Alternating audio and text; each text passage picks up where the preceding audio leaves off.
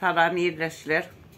Men şu gün size Türkmenistan'ın konstitusiyasının 3. maddesini okuyup vermekçi. Şu 3. maddede şeyle deyler. Türkmenistan'da cemiyetin ve devletin en kımmatlı hazinesi adamdır. Buna şeyde yazılır ya. Yani bizim devletimizin kımmatlı hazinesine iyiye çıkışı başkaçarak.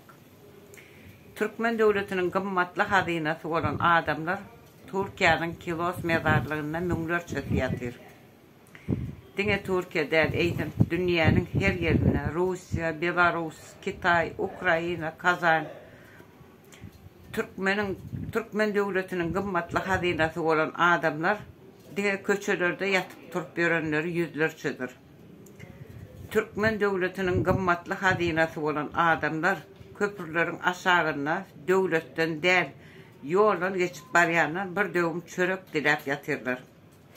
Türkmen devletinin kımmatlı hazinesi olan adamlar derdine çare tapıp bilmeyen İngilizler hastahanelerde yatırlar.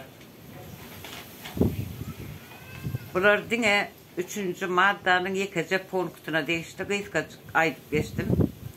2. punktuna nesip olsa ertir bir gün vize çeker. Konstitusiyanı öğrenin iyileşler ve hak hukukunuzu talep edin. Konstitusiyanı internete girip yazsanız Türkmenistan'ın konstitusiyası deyip hemen çıkıyor. Şu konstitusiyada bizim hak hukuklarımız yazılan konstitusiya boyunca talep etsek biz